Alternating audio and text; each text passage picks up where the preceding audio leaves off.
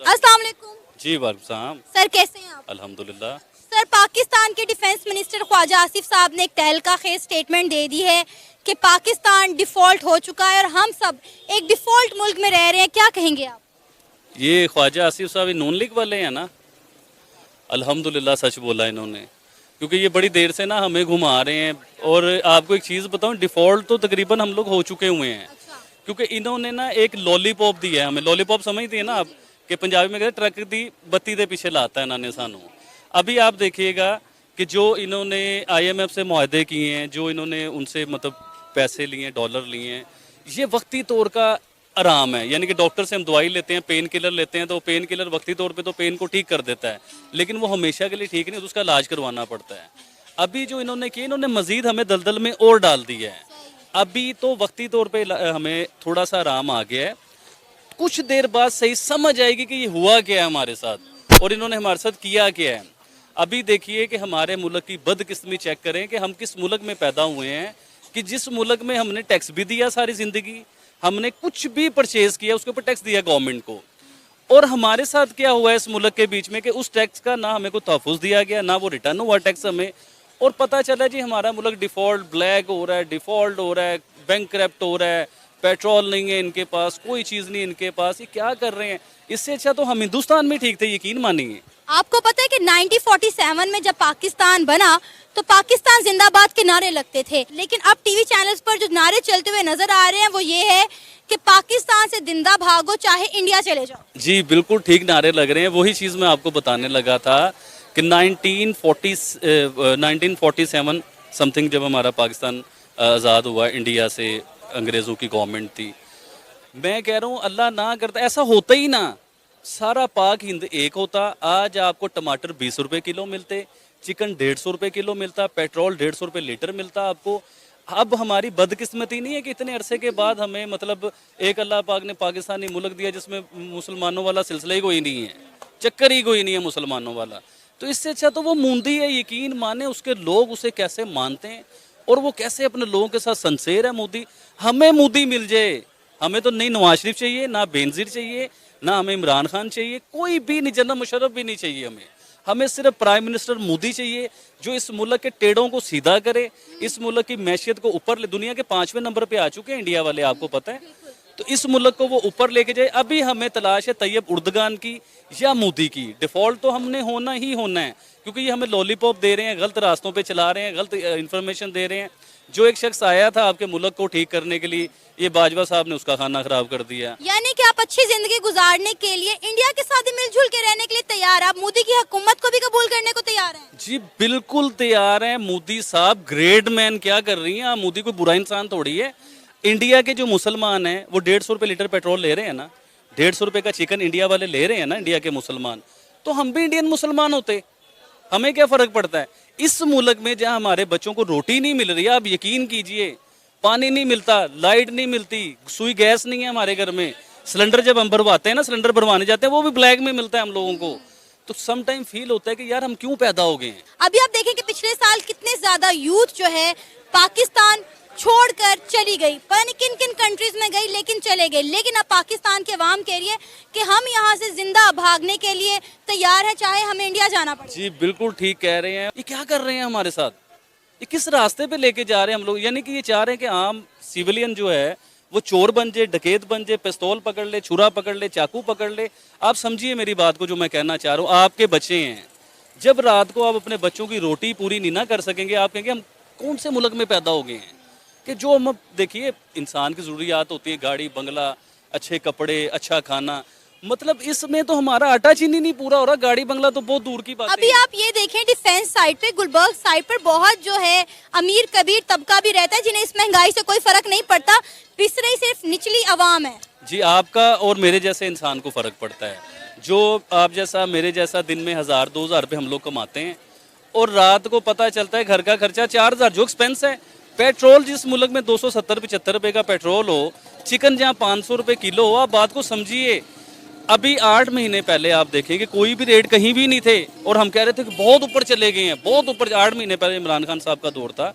आप यकीन कीजिए मैंने इमरान खान साहब को वोट नहीं डाला, मतलब ये नहीं कि मैं किसी पार्टी का हूँ, लेकिन देखिए जो नज़र आ रहा है हमने तो वो बात करनी है। वो ही चोर, अब एग्जांपल देता हूँ आपको, पाकिस्तान में अभी कैंपेन चल रही है जी, डॉलर चाहिए, डॉलर नहीं है हमारे मुल्क में। और तुम्हारे तो महल हैं यार लंदन में, उनके बदले डॉलर आएंगे, तो आप मुब्बे वतन तो बनो। इतने असासे हैं इनके पास, वो बेचते क्यों नहीं है? अगर ये आपने बात की कि आप हुब्बुल वतन बने, तो अगर आपको वतन से इतनी मोहब्बत है तो कौन सा सियासतदान है, एक मुझे बता दें, जिसके पास असासे ना हो अरबों खरबों के, वो बेचें और किस्तें उतारें, इस मुल्क का कर्जा उतारें, इस मुल्क को बेहतर हालात की तरफ लाएं। लेकिन नहीं, हमने नहीं बेचना भाई। वो क्यों? क्योंकि वो हमारे टैक्स के पैसे हैं, वो पैसे हम लोगों के, देखिए टैक्स आप एक बबल लेते हैं तो आपको उस पर भी टैक्स देना, ईच एंड एवरीथिंग, हर चीज़ पे टैक्स देना पड़ता है। जब हम लोगों ने टैक्स पे किया, उन्होंने वो पैसा चोरी किया, मनी लॉन्ड्रिंग की, बाहर महल बनाए, इन्होंने अपने बंगले बनाए बाहर। अब वो बंगले पाकिस्तान को ज़रूरत है यार, वो लेके आओ ना। वैसे तुम कहते हो कि हम फलां मुल्क पे गए मांगने के लिए, फलां मुल्क पे गए मांगने, और फिर डायलॉग क्या है भाई, हम तो, आप तो हमारे बड़े भाई हैं, हमें शर्म आ रही है लेकिन हमारी मजबूरी है मांगना। भाई जब तुम लोगों से तरले मिन्नत कर रहे हो, मांग रहे हो, अपने तुम बेचो, मुल्क के लिए कुर्बानी दो, जो दुनिया तुम्हें कायद अज़म की तरह याद करे, और तुम तो मंगते बने हुए, अपने महल तुमने बाहर रखे हुए। 100 इनके पास बाहर मुलाजिम हैं, 100 मुलाजिम इनके पास हो। ये कौन बादशाह लोग पैदा हुए हैं? हमें चाहिए सिंपल आदमी, इमरान खान विदाउट जनरल बाजवा। एक इमरान खान सॉलिड तरीके से आए, पूरी यूथ के साथ आए, पूरा पता चले इमरान खान आए, यकीन करें मोदी और तैयब उर्दगान को काट देगा वो। अभी दिल से दुआ है हमारी कि या अल्लाह हमें मोदी दे दो, कि जो 8 साल हमारे मुल्क पे गवर्नमेंट करे और हमारे मुल्क को सीधा कर दे। हम तो इंडिया को, पहले तो हम इंडिया के साथ कंपेयर करते थे, अब आप बिलीव कीजिए इंडिया के साथ हमारा कंपैरिजन है ही नहीं, किसी भी लिहाज से नहीं है। वो इधर हैं, हम लोग इधर हैं, इस चीज़ को मानना चाहिए। हम लोग सिर्फ एक अपनी अना पे झूठी तसल्ली, जो मीडिया ने दिखाया सारी जिंदगी, बचपन से जो हमें पढ़ाया गया कि इंडिया दुश्मन है हमारा, यकीन करें बचपन से ये पढ़ाया होता ना, हम इंडिया हमारा दोस्त है, तो आज हमारा मुल्क कहाँ से कहाँ होना था। अभी रिसेंटली आप इंडिया से दोस्ती कीजिए, आपका चिकन भी सस्ता हो जाएगा, आपके टमाटर, प्याज, आलू, ईच एंड एवरीथिंग, हर चीज़ सस्ती हो जाएगी। अगर अभी भी अना, अपनी जो झूठी अना है, इसे झूठी अना कहते हैं, ये झूठी अना को अभी भी ख़त्म करें, इंडिया के साथ दोस्ती कर लें। वो बड़ा भाई है, मान लो वो बहुत बड़ा है आपसे, आप छोटे बन जाओ, कोई फर्क नहीं पड़ता। आप हर लिहाज से उनसे जुड़ने की कोशिश करते हो, पहले उस लेवल के। मित्रों, इनकी स्थिति देखकर तो ऐसा कर देना, मतलब इनकी मदद कर देना उचित है, परंतु कभी भी आस्तीन के सांपों की मदद नहीं करना चाहिए, क्योंकि बंटवारे के समय सन 1947 में जो भी यहाँ रह गए, वो लोग भी अपने आप को बहुत बड़ा देशभक्त कहते थे, परंतु आज स्थिति यह है कि ये लब जिहाद का समर्थन और गजवाए हिंद की बात करते हैं।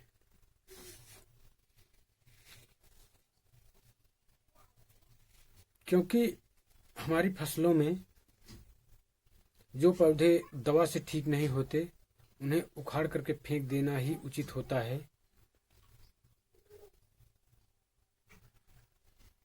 तो हम लोग पड़ोसी के खेत से बीमार पौधों को अपने खेत में क्यों लगाएंगे भला? इसलिए इनकी मदद तो दूर,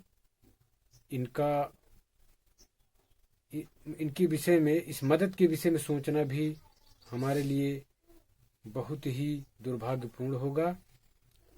और अब एक वीडियो में आपको और दिखाता हूं, अगर यहाँ करना ही है तो वहाँ जाकर के सर्वे करके जितने भी हिंदू हैं उनको यहाँ ले आया जाए, क्योंकि वहाँ के हिंदुओं की स्थिति बहुत दयनीय है।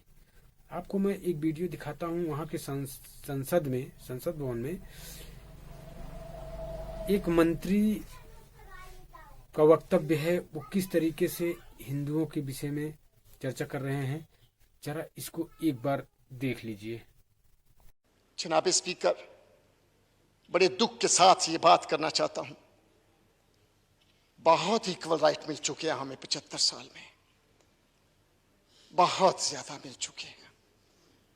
एक तो हमें बड़ा इक्वल राइट मिला कि हमारी 15 साल से कम उम्र बच्चियों को इस्लाम कबूल करवाया जाता है, बड़े इक्वल राइट है जनाब। 12 साल की बच्ची को, महम को पिछले हफ्ते डंडे के जोर पर इस्लाम कबूल करवाया गया। जब मैं थाने पहुंचा तो मुझे डीएसपी साहब कहने लगे कि जी इसने अपनी मर्जी से इस्लाम कबूल किया। जनाब स्पीकर, हाथ जोड़कर मिन्नत करता हूं, जब 18 साल से पहले कैसे बंदा इस्लाम से वाकफियत हासिल कर सकता है? एक बच्चा क्रिश्चियन कम्युनिटी में, हिंदू कम्युनिटी में, सिख कम्युनिटी में पैदा होता है, उसने अपनी क्रिश्चियन, हिंदू या सिख मां का दूध पिया है, उसने बचपन से लेकर अपनी जवानी तक अपने मजहब की तालीम हासिल की है। जनाब स्पीकर, वो कैसे हो सकता है कि 2 दिन में वो, उसको सिपारा भी नहीं आता, उसको कलमा भी नहीं आता, उसको हदीस भी नहीं आती, उसको कुरानी आयत भी नहीं आती। जनाब स्पीकर, वो कैसे मुसलमान हो चुकी? मुझे इस बात की कोई पता नहीं, आज तक नहीं समझ आई। जनाब स्पीकर, आज तक नहीं समझ आई। मैंने इस डीएसपी से कहा, इससे कहें कि मुझे पहला कलमा सुना दे, अगर ये सुनागी तो मैं मान जाऊंगा। जनाब 18 साल की उम्र से पहले तो ड्राइविंग लाइसेंस नहीं बनता, शनाख्ती कार्ड नहीं बनता। जनाब स्पीकर, तो ये इतना बड़ा सर्टिफिकेट ना दिया जाए। मैं हाथ जोड़कर विनती करता हूं सर, मैं हाथ जोड़कर विनती करता हूं, बड़ा जुल्म हो गया हम पर तरस खाया जाए। कायदे आज़म मोहम्मद अली जिन्ना ने जो हमारे साथ खिताब करते हुए ये बात कही थी कि यहां पर किसी को किसी के मजहब पर कोई फौकियत हासिल नहीं होगी। जनाब स्पीकर, हमने और हमारे बड़ों ने बड़ी जुर्रत के साथ वोट दिया। पाकिस्तान का सबसे बड़ा सूबा पंजाब, जब ये पाकिस्तान का हिस्सा नहीं बन रहा था, तो उस वक्त के नाम नहाद लीडरों ने यह नारा लगाया था, जो मांगेगा पाकिस्तान उसे मिलेगा कब्रिस्तान। लेकिन मेरी कौम के लीडरों ने जब वोट अंदर कास्ट करके पंजाब असेंबली की सीढ़ियों पर आया, तो मेरे लीडर ने यह नारा लगाया बड़ी जुर्रत के साथ, बड़ी दलेरी के साथ।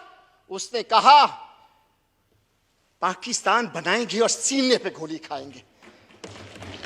जनाब स्पीकर, हमें वो गोलियां खानी पड़े तो हम खाएंगे, हमें डंडे मारे, हमें छड़ियां मारे, हमें जूतियां मारे, मगर ये सर्टिफिकेट ना हमारी बच्चियों को दें। आपसे हाथ जोड़ के अपील करता हूं जनाब, खुदा के लिए हम पर रहम करें, हम बहुत दुखी हो चुके हैं।